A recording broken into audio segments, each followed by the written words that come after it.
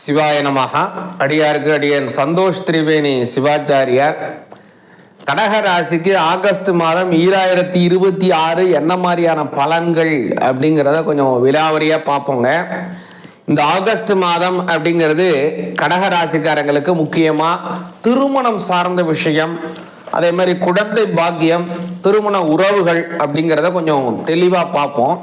கடகராசிக்கு பார்த்தீங்கன்னா இந்த மாதத்தில் 7ஆம் அதிபதியாக இருக்கக்கூடிய சனி பகவான் 9ஆம் பாவத்திலே வக்ரம் அடைகிறார். 7ஆம் அதிபதி 9ஆம் இடத்துல போகிறது நல்லது. 7ஆம் அதிபதி எங்கெங்க போகக்கூடாது முதல்ல அப்படின்னு கேட்டிங்கன்னா, 7ஆம் அதிபதி 8ஆம் பாவத்தில் போகக்கூடாது, 12லே மறையக்கூடாது, 7ஆம் அதிபதி 6லே போகக்கூடாது. இந்த மாதிரி இடத்துல போவது சரி கிடையாது. ஆனால் இங்கே 7ஆம் அதிபதியாக இருக்கக்கூடிய சனி பகவான் 9ஆம் பாவத்திலே செல்கிறார் கடகராசிக்கு. அது ஒரு பெரிய யோகம், நன்மை. அது மட்டும் இல்லை, உங்களுடைய ஜென்மத்தில் இருக்கக்கூடிய குரு அவர் மீது படுகிறது. குருவினுடைய பார்வைக்குள்ளும் அவர் 7ஆம் அதிபதி வருகிறார். அதனால உங்களுக்கு பெரிய நல்ல விஷயம் இந்த மாதம் என்னன்னு கேட்டீங்கன்னா, திருமணம் ஆகாதவங்களுக்கு திருமணம் கைகூடும். உங்க ராசிநாதன் வேற உங்களோட ராசியில வந்து உட்கார்றார் 11, 12, 13 ஆகிய தேதிகளிலே.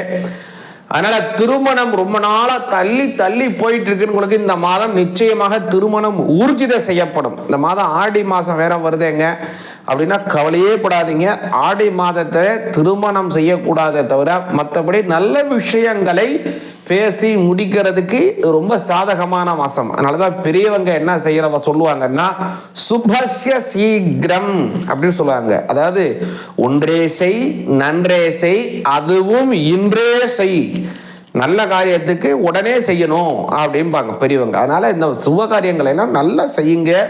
கல்யாணத்தை மட்டும் இந்த ஆடி மாதத்திலிருந்து செய்யாமல் அடுத்த மாதத்திலே வரக்கூடியதான ஆவணி மாதத்திலே செய்வது நல்லதுங்க.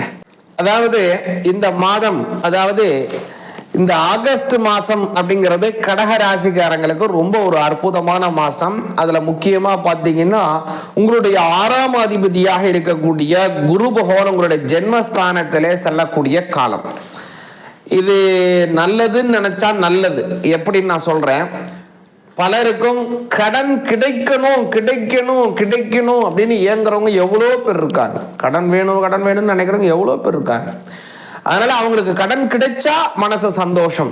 அதே கடன் கிடைச்ச பிறகு நமக்கு ஒரு பெரிய பேர்டன் வந்துடுது. கடன் இருக்கு அப்படிங்கிற ஒரு பேர்டன் இருக்கு. அப்புறம் அந்த கடனை அடைத்தால் சந்தோஷம். ஃபர்ஸ்ட் கடன் கிடைத்தால் சந்தோஷம், அப்புறம் அடைத்தால் சந்தோஷம். ஆக இந்த கடனை கிடைக்கணும் அப்படின்னு எங்கி இருக்கக்கூடிய கடகராசிக்காரங்களுக்கு இந்த மாதம் சாதகம். அதனால கடன் சாதகமாக கிடைக்கும். ஏன்னா கடன் கிடைக்கிறது பெருசாங்க, எவ்வளோ பேர் கேட்டுக்கிட்டே இருக்காங்க. கடன் கிடைக்கிறது பெருசா நீங்கள் நினைக்காதீங்க. நான் சொல்றது அந்த கடன் இல்லை. இந்த மாதம் உங்களுக்கு ஒரு குறைந்த வட்டியிலே அல்லது உங்களுக்கு ரொம்ப சாதகமான விஷயத்திலே யாரிடம் இருந்து எப்படியான கடன் உங்களுக்கு கிடைக்க வேண்டும் என்று நீங்கள் ரொம்ப ஆசைப்பட்டு இருக்கீங்களோ அதே மாதிரியே கிடைக்கும். அதுதான் ரொம்ப முக்கியம் இந்த மாதம். அடுத்ததாக கவனிச்சிங்க அப்படின்னா, இந்த மாதம் உங்களுக்கு 6ஆம் அதிபதியாக இருக்கக்கூடிய ஜென்மஸ்தானத்திலே இருக்கிறதுனாலே உடல் உபாதைகள், முக்கியமாக வாயு சார்ந்த சில உபாதைகள் வருவதற்கு வாய்ப்பு அதிகமாக இருக்கு. அதில் ரொம்ப கவனமாக இருக்கணும். அதனால மறைமுகமாக ஏதாவது செயல்கள் செய்து உங்களுக்கு எதிரிகளினுடைய தொல்லைகளும் ஏற்படுவதற்கு வாய்ப்பு இருக்கு. வியாழக்கிழமையிலே குரு பகவானுக்கு நெய் தீபம் ஏற்றி அர்ச்சனை செய்தால் நன்மைகள் உங்களுக்கு நிச்சயமாக கிடைக்கும்.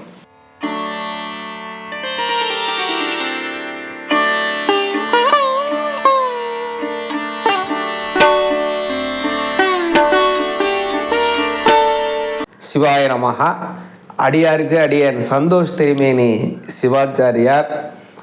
மிதுன ராசிக்கு இந்த மாதம் ஆகஸ்ட் மாதம் 2026 என்ன மாதிரியான பலன்கள் இருக்குங்கிறத பார்ப்போங்க. அதில் முக்கியமாக கடன் சார்ந்த விஷயம், எதிரிகள், தொல்லைகள், நோய்கள், உடல் உபாதைகள், கோர்ட்டு கேஸ், இது மாதிரி இருக்கக்கூடிய விஷயங்கள் எப்படி இருக்குங்கிறத கொஞ்சம் கவனிங்க. அதாவது இப்போ நான் சொன்ன இந்த விஷயங்கள் இருக்கு இல்லைங்களா, இது எல்லாமே மிதுன ராசிக்கு 6ஆம் இடத்தினால் ஏற்படக்கூடிய உபாதைகள். இந்த 6க்கு உடையவர் யாரு அப்படின்னா செவ்வாய் பகவான். அந்த செவ்வாய் பகவான் இந்த மாதம் முழுவதுமே உங்களுடைய லக்னத்தில் தான் இருக்கார். 6க்கு உடையவர் லக்னத்தில் இருந்தால் என்ன பிரச்சனை? என்ன எல்லாமே பிரச்சனை தான். அதனால எப்போதும் உங்களுடன் எதிரிகள் இருந்து கொண்டே இருப்பார்கள்.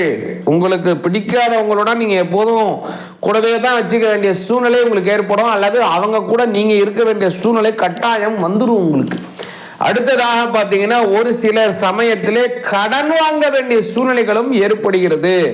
இதுல செவ்வாய் இருக்கிறதுனால இதுல கவனமா இருந்துக்கணும். தேவையற்ற கொஞ்சம் வட்டி அதிகமானபடியான கடன் வாங்குறதுக்கு சில பேருக்கு வாய்ப்பு உள்ளது. அதை தவிர்ப்பது நல்லது.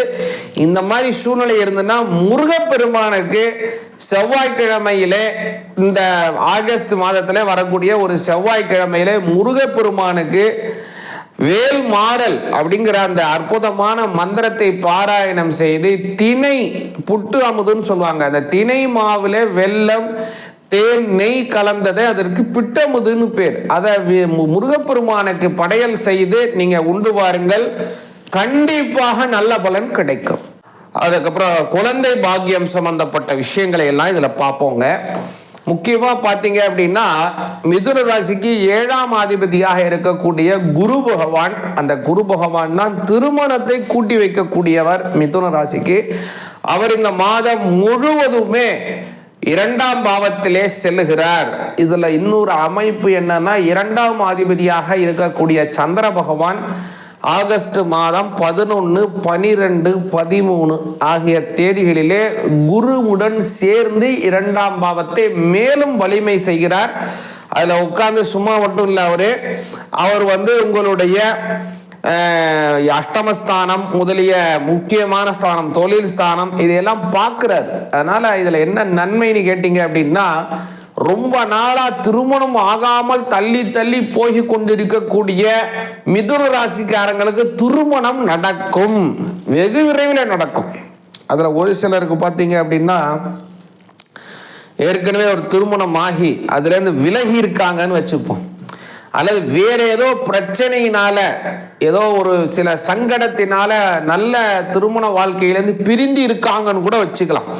மறுபடியும் ஒன்று சேரணும்னு ஆசைப்படுறவங்க மறுபடியும் ஒன்று சேருவாங்க.